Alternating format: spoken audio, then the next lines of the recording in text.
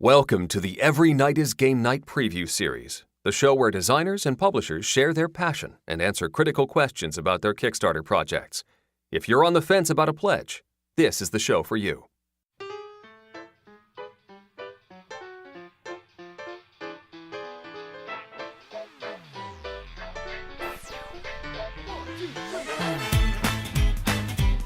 Every Night is Game Night preview series, episode 21, Soul of the Empire, with Pat and Kat Lysaght.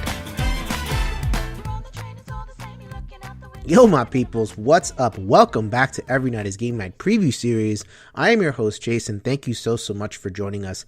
And if you guys have been on Kickstarter, you will notice that there are a ton of projects. My goodness, there's a lot of goodness coming at us at the end of the year, beginning of next year. So we're going to be rolling out a couple of these preview series for you so that you can figure out which projects are good, which ones are worth your hard-earned cash. So today, we're going to do a little bit of a left turn from the previews that we usually do here. We, at Every Night is Game Night, are known as a solo and cooperative game podcast. This game, Soul of the Empire, is a little bit different. It is neither. It is a combat-oriented kind of dudes on a map area control style game, but it is thematic, and you guys know I love my thematic games. So without further ado, I would like to introduce you to the publishers and developers of Soul of the Empire. This game was designed by Heath Stockburn, but it is being brought to you by Chara Games, Pat and Kat Lysaght. Welcome to the show. Hello. Hello, thank you. Hello. Okay, so Chara Games, if I know my Greek correctly, I believe that is Greek for joy. Indeed. Yes, my Greek has not failed me. Good job.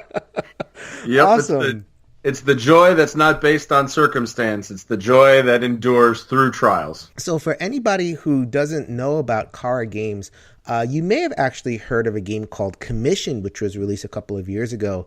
Chara Games is the brainchild of the lovely wife and husband who I have on the pod today. So maybe you can tell us a little bit about what you guys want to do with Chara Games. Well, so I'm Kat Lysaght, the lone female voice out here.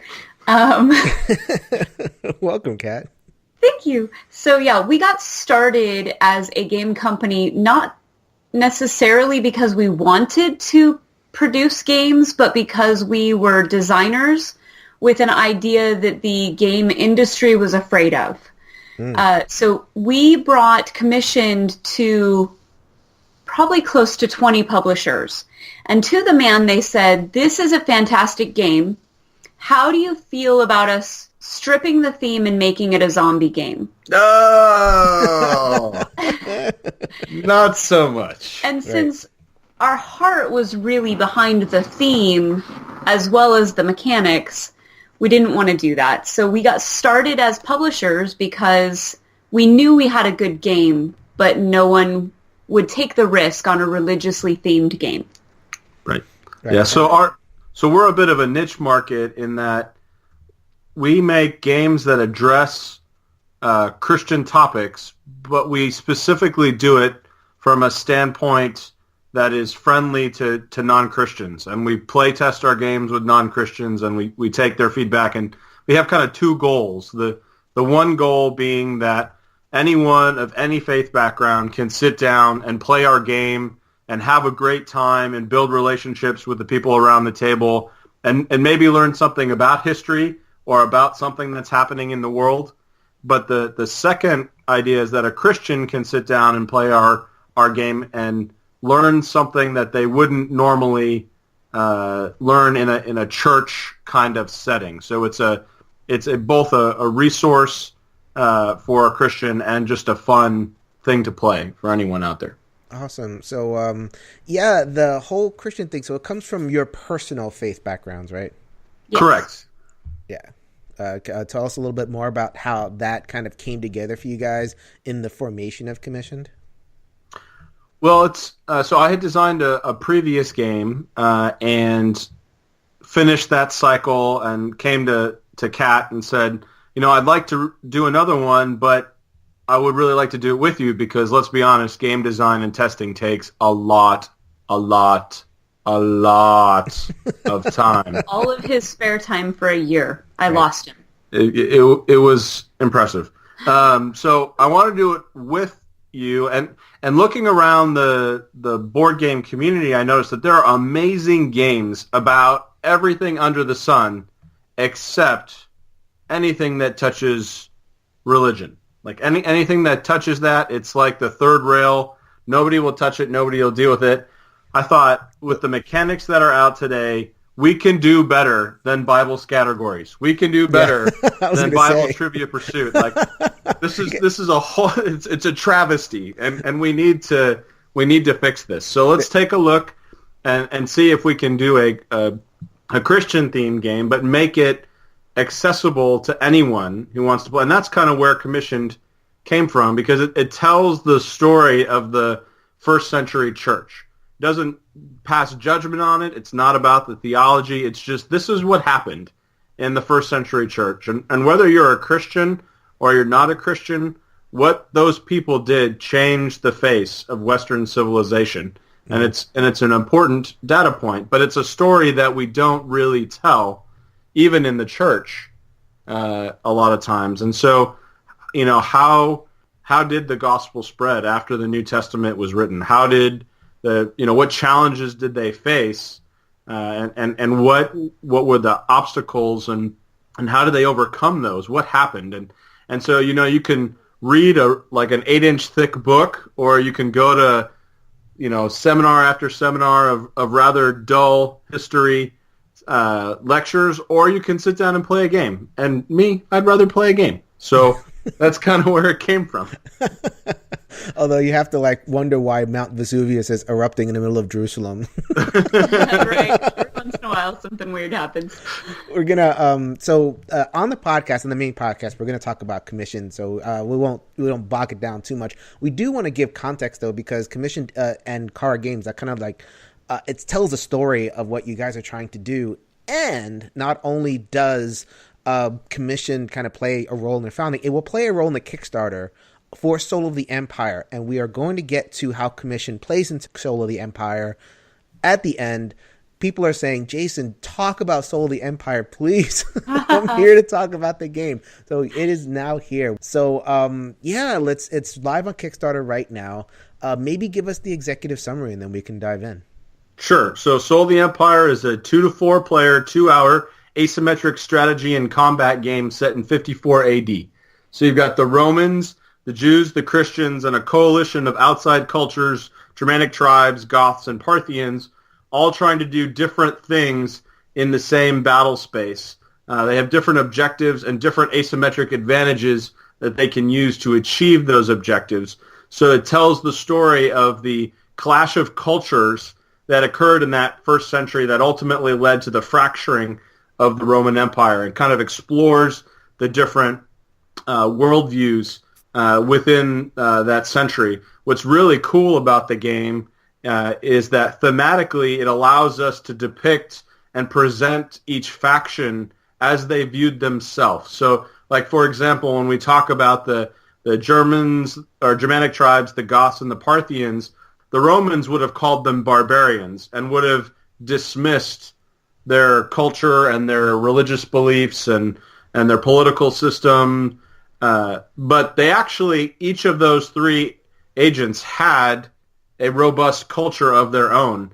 The Jews had a very different judicial system and kind of economic thing than the Romans did. And so we get to, through the vehicle of the game, depict those things and present them as they viewed themselves. And it creates a really interesting dynamic thematically. And then we've done our best, like we did with Commission, to line those things up with the mechanic choices. So as we choose the mechanisms for the game, we lined it up with those cultures. And so the game is driven by a dice-oriented action selection system where you have to have runs or sets of numbers to get you actions, but the actions aren't necessarily dependent on those dice. Then we've got a deterministic combat system based on the number of units you have and some combat cards that each faction gets. So you have kind of unique advantages that you can exploit in the combat. We've got an objective system that you're either trying to achieve a special victory condition for your faction, or you're trying to achieve 7 points off objective cards, but the cards have an objective for 3 of the 4 factions. So it's kind of a race to see who can get to that objective card first. And then we talk about these faction power decks that really bring out the cultural aspect of what those factions were doing and kind of give a unique and rich tapestry. So the game brings in a lot of replayability and a lot of historically informed choices in terms of how the theme and the mechanics marry up. Cool. So let's break that down. There's a whole bunch of different pieces, and I think that people are going to want to know about each piece in turn. As a high-level concept, though, you said it was like an area control game that's asymmetric, so I think a game like Kemet or Cry Havoc more recently. Am I in the right family for that? Yeah, I think you're in kind of the close vein. We've done some different things, obviously, thematically and mechanically, but that's kind of the feel you get, that when you play each faction, you have a different play experience as you engage with the game based on how the game is structured. Mm-hmm. Cool. So then zeroing down a little bit, I think the selling point of the game is going to be how the factions, how different are the factions. So maybe we can drill down on that. And I hear that, each faction is just represented by the different cultures. I think people are going to want to know, like, okay, how did you make that fun? How did you make it fun to be fun and like representative of, the ancient Jewish tribes or the Romans or something like that? So like, I guess it's a double pronged question. It's like, how does each faction marry up with it? And how did you deliver on kind of the fun experience there? So there's 4 different factions. So they're each so unique. So the coalition faction, it's those outside tribes. They historically, in this time, they were really struggling to provide for their families. Essentially, Rome had come and conquered so much of their land that they couldn't sustain themselves, and so they're kind of pushing back against Rome, trying to reclaim stolen lands. And so what we did for that faction was we created a unique rage system where they're really combat focused and really capturing territory focused. When they win combat, they have the option to then plunder the location that or the opponent that they have beaten. They can take power cards from them, and there's a couple other things that they can choose to do. But when they do that, they get fat and happy, and then their rage tracker goes down, and that negatively impacts their ability to fight their next battle, because the rage tracker goes from +3 down to -2. So if you win too many times, then your rage is negative. So when you stack up your number of units, your combat card, and for them, their rage, now all of a sudden the scales can tip against you and you're losing because you did too well already. Like, does that make sense? Mm-hmm. Yeah, I gotcha. For the Christians... So, like, they can't be too prosperous, basically. Well, yeah, I mean, once they go and they get some land, all of a sudden they're happy and they get lazy, and then they don't do so well in their next combat, is kind of the feel. Mm-hmm. So you have to kind of manage that. On the Christian side... Well, hold on. Before we move on, the other key part here is the way that you win, right? So you either get to 7 points on the objective point tracker, or you get your special victory conditions. For the coalition, the special victory conditions is essentially to sack Rome, right? So you get sole occupancy of Rome and the Italian peninsula, and that's the game for them. Like, so if they can achieve those things, they've destroyed the western half of the Roman Empire and achieved, what didn't happen until, like 387 or something like that in history, right? But it's that idea that they win the game in a very different way than the other factions do. Yeah, like Judea never sacked Rome, so why would they? Why would they want to? Right. So yeah, exactly. I can just go through that real quick. So the different objectives are: you got the coalition that is targeting Rome. You've got Rome who just wants to crush everyone. So when they win a combat, they don't the pieces don't go back to their unit supply. Rome actually captures their pieces. Throughout the course of the game, it's not enough for Rome just to beat you. They want to exploit you and get as much out of you as they possibly can. So that they actually capture your pieces and reduce your ability to fight back, for the rest of the game. So if they fill up 25 pieces in their captured space, then Rome wins. For the Jews, they were motivated by trying to cleanse their land, both politically, culturally, and spiritually. So it's all about sole occupancy of the Judea region, right? So there's a blue region on the map that represents, what was historically the Jewish homeland, and they just need to drive everybody out. If they can drive everybody out of that region, then they win. And then for the Christians, they weren't worried about land.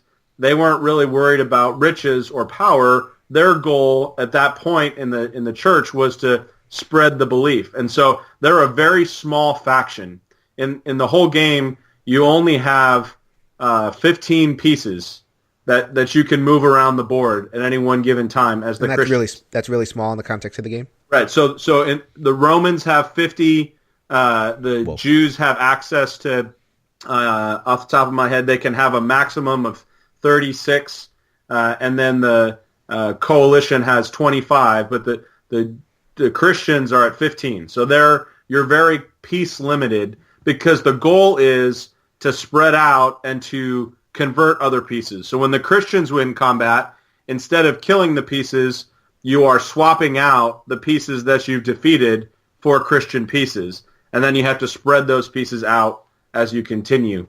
And so their goal is to convert 18 pieces and then to have a piece in the three kind of main capital cities, if you will, Rome, Germania, and Jerusalem. So it's about spreading out for them and converting. It's a different focus. And also for the Christians, the combat system isn't high value wins. It's low value wins against the Romans and the Jews. But when you go cross-cultural outside of the Roman Empire, now it's high value wins. So there's this tug and war back and forth on how do you approach the other cultures that you're trying to convert as the Christians.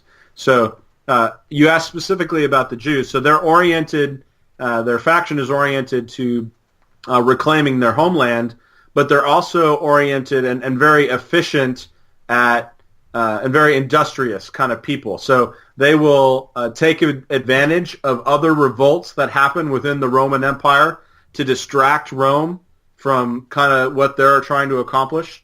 So they have a revolt mechanic that they can use. They will also, their power deck gives them the ability to really streamline and be much more efficient within the core mechanics of the game than the other factions. Mm-hmm. So you get a very unique kind of flavor when you play with each side. So let's break down, so you mentioned two different ways of approaching actions in combat.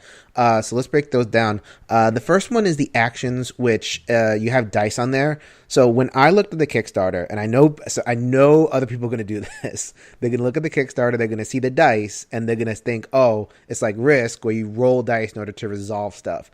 It's not quite how you approach it here, is it? No, it's totally a different system. So you have 5 dice that are in your faction, and at the end of or in the setup or at the end of your turn, you roll and ready them. And what that means is you get 3 rolls, and you're trying to create either the largest set that you can or the largest run that you can. And then that number or that setup is called a dice sequence. So say, for example, you roll 4 6s, right? So then you have a set of 4 6s. That means that your dice sequence will allow you to do 4 actions on your turn in your main phase. What you choose to use them for is totally up to you. And some of the actions are dependent on the dice number, and some of the actions are not. So like if you want to move units on the board, that's dependent on the dice number. It gives you a number of movement points to use. If you want to initiate combat, that's not. So you just need to have a dice to initiate combat. If you want to... But when you get to the combat, who wins isn't controlled by rolling the dice. It's not luck-based. It's the combat cards and how many units do I have in there. So I have a fairly good chance to know this is what I'm bringing to the battle and this is what my opponent can most likely bring to the battle so that I can decide my victory.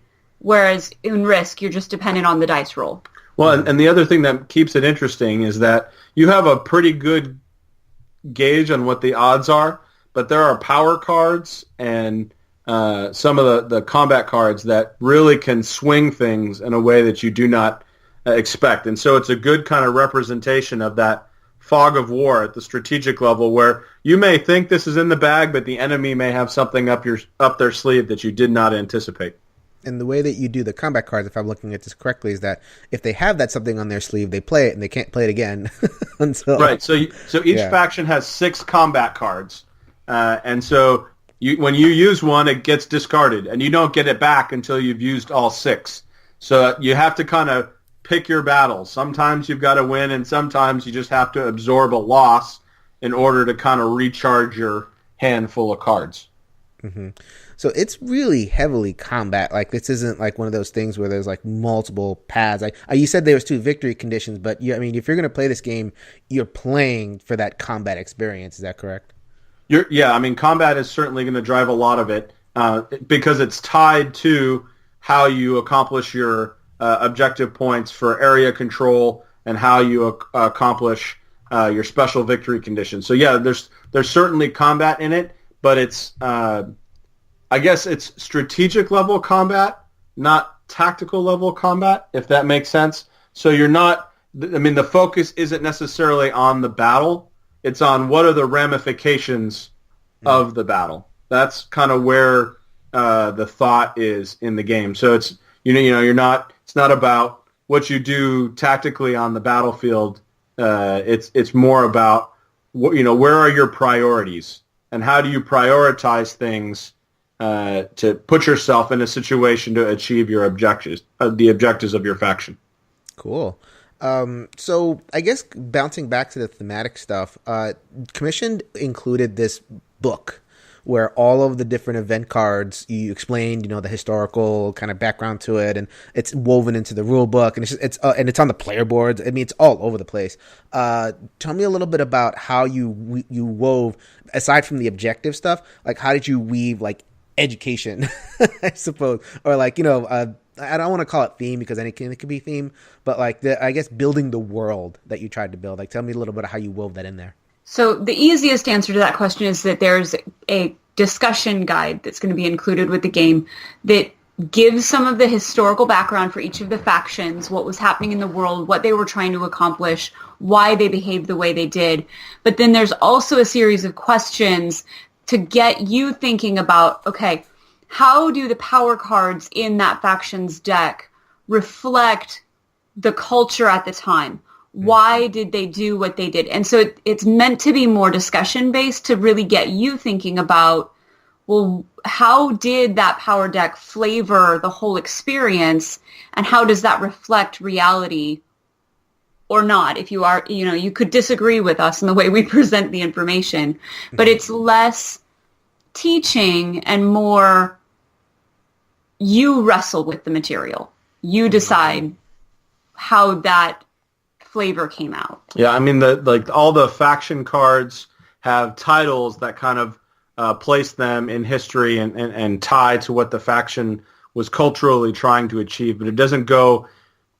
It is below the surface. I think the integration in Soul of the Empire is much more below the surface than Commissioned, whereas like we did the research and we're trying to make those connections, but we wanted to have the flexibility to have the players make those discovery instead of trying to force it on the players. Does that make sense? Yeah. So like, I mean, in Commission, the trial cards actually reference certain either scripture verses or, events in history, like the Mount Vesuvius thing that I mentioned before. And it was just very like obvious and soaked in. Like, you can't destroy the temple in Soul of the Empire. Right. You can't crucify Paul in Rome or whatever it is. You're not replicating all that stuff. It just kind of informs the mindset of the factions. I guess it's more of like a mindset, like creating a mindset so that you can approach the game the right way and play the game, as opposed to being this more, But those actions are represented in the faction cards. So like there's a Roman power card that's crucify. So the Romans did crucifixion. They did them for a very specific reason. And so that has a thematic and mechanical tie. The crucifixion was meant to discourage other people from behaving in the same way, because it was basically the most terrible way to die that's ever been invented. And so that thing had a very specific role. And so we tried to do that kind of same modeling with the other faction cards. The Christians do things for a specific reason because of that faction card. The Jews did this specific event because of that tie in their culture. And that's really, I think, where the flavoring and the connection to history comes in, is those decisions were all made very intentionally for how we titled those cards and what we did with them mechanically. Very cool. All right. So I think in terms of looking at the page and looking at some of the videos, thank you for providing the video so I can take a look. Is there anything else like that? Those are all the questions that I had. So is there anything else you wanted to talk about in terms of Soul of the Empire itself, either mechanically or thematically or otherwise?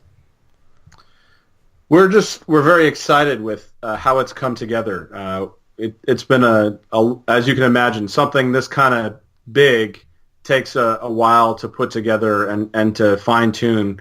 We've done a series of playtests over the last 6 months, and it's really moved forward significantly, and we're very excited we finally hit that balance that we were trying to, the tension between the different factions, each faction having a similar capability to win, and then the fact that you're never out of this game, because the way the win conditions work, it doesn't matter if you have 2 points and somebody has 6 points. They may only be 1 point away from winning on the track, but if you achieve your special victory condition first, then you win the game anyway.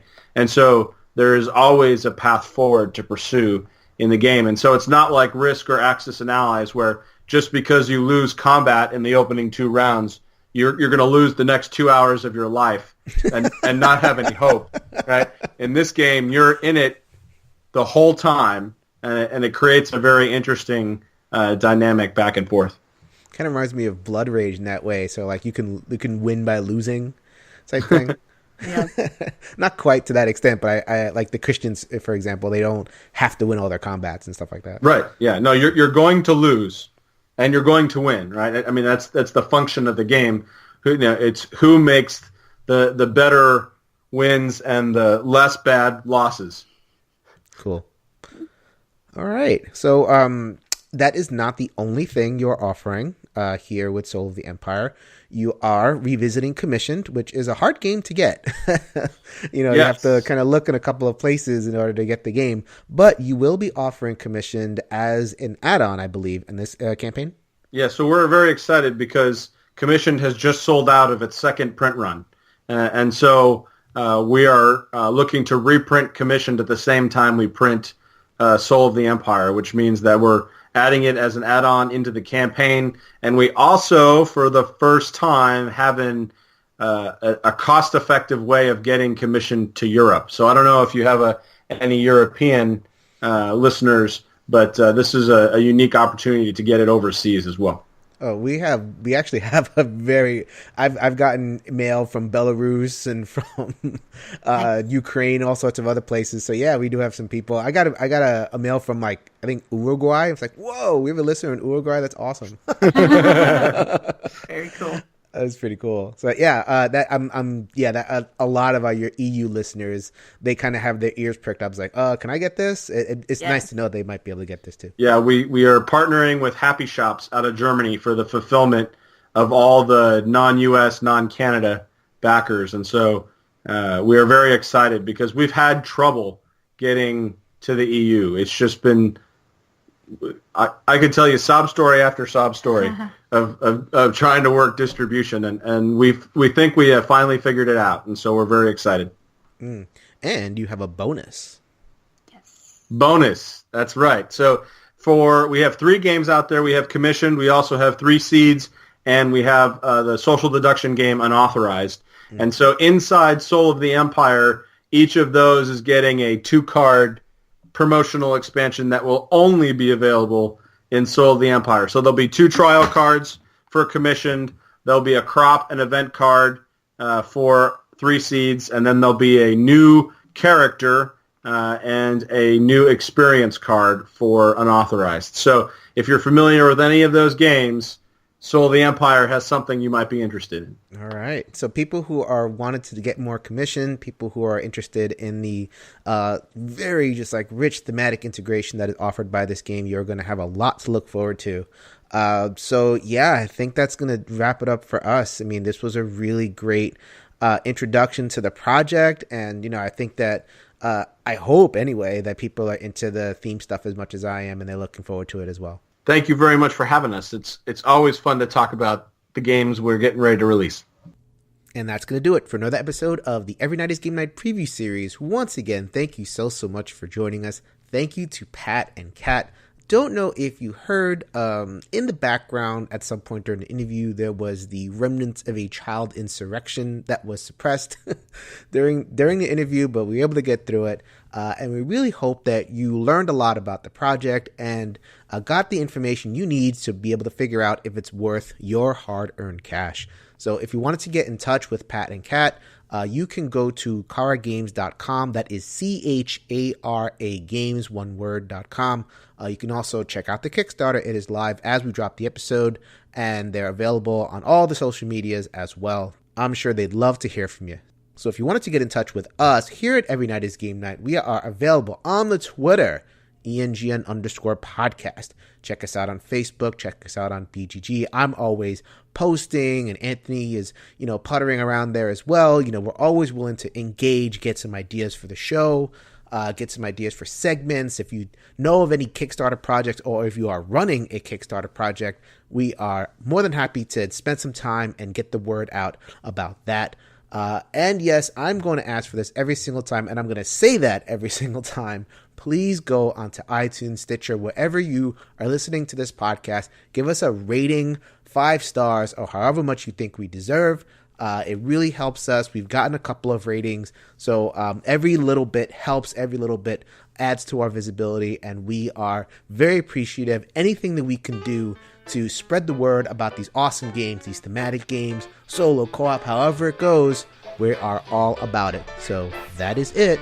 Later, everybody.